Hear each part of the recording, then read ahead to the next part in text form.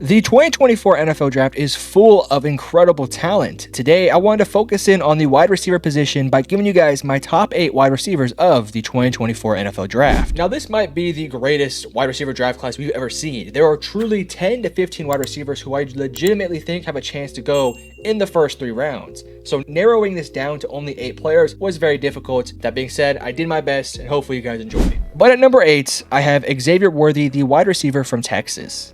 Xavier Worthy is one of those unique wide receivers where he's going to get compared to guys like Tyreek Hill and John Ross. And obviously, those are 2 players on basically the entire polar opposite from one another. John Ross was a pretty bad wide receiver in the NFL and honestly a complete bust, whereas Tyreek Hill is arguably the best wide receiver in the league. Now, what I will say is, Xavier Worthy is closer to John Ross than he is Tyreek Hill, and I don't mean that in the sense that I think he's going to be a bust, but it's just the general play style in which he plays in. Xavier Worthy is not somebody who you really want to have go up there and try to win a 50-50 ball. I'm not saying you want Tyreek Hill to do that either, but you would trust Tyreek Hill a lot more than you would Xavier Worthy. Xavier Worthy is also very skinny. He's not really a big physical specimen. Like Tyreek Hill may be short, a little skinny, but he does have some general muscle on him. Now, the pros to Xavier Worthy's game is that he is ridiculously fast. He's one of those guys you can give a quick screen to and he can take that whole thing to the house. He also has over-the-top speed, better than a guy like Jalin Hyatt. I think when he wants to, he can run very good routes, especially by the goal line. And as a player, he is physical when it comes to the point of the attack in run blocking and when it comes to finishing off the play. I think in the NFL, he's going to work best in a system that's going to use him after the catch. I think a good system for him to go to would be a team like the Kansas City Chiefs. I think Xavier Worthy is likely going to be a second-round pick, but I also think there's a chance he does move up into that first round. Now, the knockbacks on Xavier Worthy is that he does have a very small frame. He's not somebody who's going to be very successful on press man coverage. And he's one of those wide receivers who you're going to have to shift and motion a lot in this offense because he's going to need free package release because he doesn't really have a great release package. Xavier Worthy also doesn't have the greatest route running ability, however, his speed does make up for it a ton. Xavier Worthy also had a couple drop problems in Texas, but I think as time went on with his time in Texas, he did figure that stuff out. With that being said, I view Xavier Worthy as a high-end number 2 wide receiver in the league. I don't think he'll ever be a true wide receiver 1. But let's go ahead and move on to Keon Coleman. Now, Keon Coleman is a very unique player. He has that prototypical size and high-end ball skills that you would want in a true wide receiver 1. With that being said, he doesn't really have the greatest athletic profile as a guy like a Rome Odunze or some of these guys who are higher up on my list. In the NFL Combine, he ran a 4.61. However, he was very good with the 10-yard split, had a very good vertical jump, and a very good broad jump. This is a wide receiver who doesn't really get a ton of separation, but also doesn't really need to have the separation. He makes jump balls and has a really good job of meeting the ball with full extension. And in totality, he does have a lot of the attributes that you would want in a traditional wide receiver 1. He does struggle to find separation, but like I said, I don't really worry about that all too much because he genuinely does have the attributes that of a guy like a DeAndre Hopkins who, even when he is covered, he isn't covered. I think his route running is going to need some work, and I also do think he needs to improve on just his overall commitment to playing through the whistle. I do think he's a guy who in the NFL could really succeed as a yards after catch point type of guy, but I think you're going to want to use him like a prototypical number 1 wide receiver. I don't really have a good comparison for him as a player, but I think he's pretty similar to a guy like a Mike Williams, so take that as you will. To me, Keon Coleman is a round 1 to early round 2 wide receiver. I think at his best, he could be a fantastic wide receiver 1. However, you're really banking on the upside of him as a player. But that is why he is my number 7. Let's now move on to my number 6, and it's going to be Brian Thomas Jr. Now for Brian Thomas Jr., there is a lot to like about this guy. He ran a 4.33 and had a 1.5 10-yard split. He also has very good vertical jumps and very good broad jumps. And as a pure player, he has a lot of really good things you want to see on him. Very athletic, very good bend with his hips, very good straight line speed, and for the most part, really good job of having decent hands. That being said, his routes are really concerning, and to me, I take route running very seriously in the NFL level. To me, he needs to work a little bit more on understanding and having a better commitment to route running in general. You look at a guy like a Cooper Kupp or a Puka Nacua, who I'm not saying he plays like them, but I'm saying those type of guys who don't have the physical attributes of a guy like a Brian Thomas find success in the NFL through the route running perspective. Brian Thomas Jr. has all the attributes of a fantastic wide receiver. However, if he does not pick up and do better at expanding his route running tree and having a bigger commitment to understanding how to run better routes, then I don't think he's going to be a very good wide receiver in the league. But if he does, I think he has potential to be a top 10 wide receiver in the NFL. Like I said, athletic freak, can do basically everything you want him to do, but the route running is extremely worrisome for me. He has good size, he has good speed, he's got everything you want. Work on the route running, he could be fantastic. I think he is a lock to go in the first round. I would not be surprised if he is a top 15 pick. And I think at his best, he is a true wide receiver 1 in the NFL. But at the worst, I think he is a true wide receiver 3. That is sort of the risk you run when picking up a Brian Thomas Jr. Next up at number 5, I have Ladd McConkey. Now, I am very high on Ladd McConkey. I think if you put him in the right system, he can be the Puka Nacua Cooper Kupp of the NFL. And I know that's an easy comparison because, well, yes, he's a white wide receiver, and of course he's going to get compared to Cooper Kupp, Puka Nacua. But truth be told, he plays pretty similar to them, so it's a pretty easy comparison in my opinion. He's somebody who I trust, and that's why I have him in my top 5. I trust him to be an every down wide receiver who I know is going to make a lot of the hard and gritty plays that I just don't know if Brian Thomas or Keon Coleman is going to be willing to do. Does Ladd McConkey have the upside of Brian Thomas or Keon Coleman, or hell, even an Xavier Worthy? Probably not. Do I have concerns about Ladd McConkey's height and his upside? Yes, but I think at his worst, he is one of the best wide receiver 2s in the NFL. I like to think of him as somebody who is likely going to be playing in the slot, but he will have the versatility to play on the outside as well. Fantastic hands, very good athlete, very underrated athlete at that.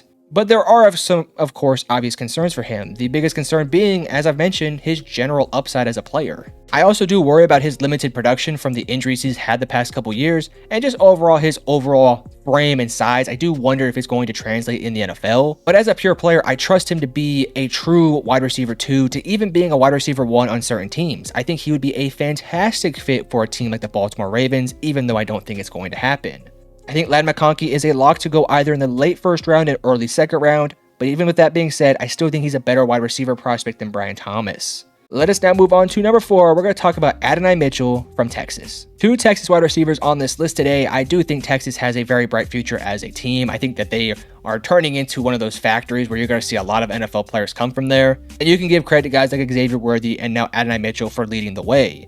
Adonai Mitchell has a lot of very good qualities. To me, he's very similar to Brian Thomas and Keon Coleman. He's almost like a small combination of both those guys. Adonai Mitchell has had limited production as a player. He's really only had one decent year in college football. However, if you just sit back and watch his tape, he is a fantastic wide receiver when he chooses to be. I'm not going to take credit for this. I heard this from several videos like Brett Coleman. He plays similar to a CeeDee Lamb in the NFL. So for me, I can understand the comparisons between him and CeeDee Lamb. He's somebody who can win the 50-50 ball whenever you ask him to. He's also a freaky good athlete. I would say, in fact, he's even a better athlete than CeeDee Lamb, but he does come with a couple shortcomings. I think as a route runner, when he chooses to be, he is one of the best route runners in this draft. However, I get back to that word, when he chooses to be. He does take some routes off, and I think there's a couple plays on tape that are genuinely concerning, but I think him as a player, if he chooses to take the craft of running routes seriously every single play, he's going to be a true wide receiver 1 in the NFL. Does he have his concerns with his general size and frame? Yes. I don't think he's somebody who has an incredible release package, and I also don't think he's somebody who can get a ton of separation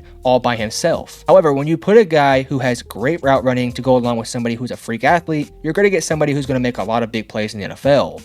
I think he is a first round pick, and I think if he goes in the second round, that would be an absolute steal. And I think he will be a true wide receiver 1 in the NFL. But now we get on to my top 3. We're going to start off with Rome Odunze. What is there really to not like about Rome Odunze? He's got good size, good athleticism, a very good competitive spirit, and yes, he can dominate the 50-50 balls. I don't know the exact number. I'm sure I could find the number if I genuinely did look into it, but I want to say at one point in the year, he had like a 75% catch rate on 50-50 balls, which is just ridiculous. And yes, I know that's against college level competitors, but that's still a ridiculous number regardless of what the competition is.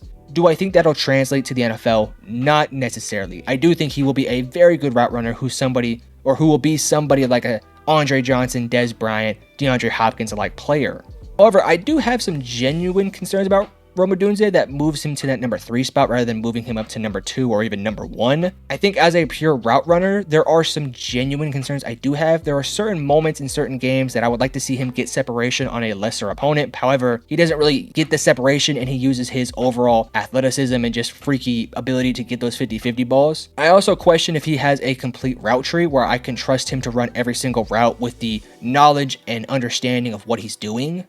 And I think in the small amount of times we've seen him do it, I think we've seen his ability to be a very good yards after catch guy. I want to see him do it in the NFL, however. Rome Odunze will be a top 10 pick in my opinion. If he doesn't go top 10, it will probably be at number 11. He to me is a true wide receiver 1, and I'm very excited to see where his NFL career goes. But now we get into the biggest debate I've seen a couple of times online. Malik Nabers, Marvin Harrison Jr. Who's the better of the two? Well, in my opinion, Marvin Harrison Jr. is number 1. Let's talk about Malik Nabers at number 2. Malik Nabers is almost like a culmination of a lot of these players on this list. He's fast, he's a freak athlete, decent route runner, and can do everything you want a true wide receiver 1 to do. He could win the jump balls, he could win the underneath stuff, he's a very solid route runner, maybe the most explosive player I've seen coming out of college in quite some time. Like I said, he reminds me a bit of a culmination of a lot of the players on this list. You take Brian Thomas, Keon Coleman, Ladd McConkey, and Adonai Mitchell and combine them into one player, that's kind of what Malik Nabers is like. He's not the tallest wide receiver, however, he does have very good play strength, and with his limited size, he matches it up with some incredible speed and some incredible instincts. Similar to an Xavier Worthy, this is a guy who you can give 10 yards of separation and he can still burn you. Similar to Xavier Worthy, if you give him a screen, he can also take that joint to the house. Similar to Rome Odunze, he could win the 50-50 balls whenever he wants. And of course, being an LSU wide receiver comes with a bit of prestige. We obviously know Justin Jefferson and Ja'Marr Chase went there, so it's always a pretty good look whenever you go to LSU. But he does have a couple of concerns. My biggest concern for him is going to be just some of the nuances of route running. There are certain moments in certain plays where I really want to see him stack coverage guys behind him a little bit better. However, I'm not too genuinely concerned about that. I think he genuinely is a wide receiver that is very, very, very close to being a flawless wide receiver. He's not, however, the number 1 receiver in my list, and that is going to be Marvin Harrison Jr. And guys, let me tell you, I came into watching film and looking into these guys and think to myself, this Marvin Harrison Jr. guy has got to be overrated. There's no way he's a better prospect than Justin Jefferson, Ja'Marr Chase, and Corey Davis, and all those guys who came before him. But brother, when I tell you, this guy's tape is ridiculous. He is a true wide receiver 1 in the NFL. He will be a top 5 pick. In fact, he might be the best player in the entire draft. If there wasn't a couple of guys out there like Caleb Williams and Joe Alt, he would definitely be the number 1 pick. He has legitimately everything you want in a wide receiver. Great hands, good route running, an understanding of the game, physical, wide receiver 1, can win the 50-50 balls, can win the underneath stuff. He's Ja'Marr Chase, Justin Jefferson-like. He's going to enter the league, probably struggle in a couple games, but will probably be the wide receiver 1 of his respective team, and will be a top 5 wide receiver within his first couple years in the NFL. Do I have some concerns about Marvin Harrison Jr.? Yes, he's not a perfect prospect. There were certain moments in that Michigan game that I did question whether or not he was the best wide receiver even on the field at times. But every time I watch him and doubt him, he just comes back and makes a big play out of nowhere. He is a fantastic wide receiver and will be the best receiver in this draft. You guys don't trust me? Look up the film, watch the highlights, watch him. He's fantastic. He's going to be a great receiver in this league. But this is just the beginning of my ranking of all the college players coming into the NFL draft this offseason. If you guys want to see more, I'm going to be making my quarterback list in a couple days. But if you guys enjoyed the video, hit the like and subscribe button, and I love you guys. Peace.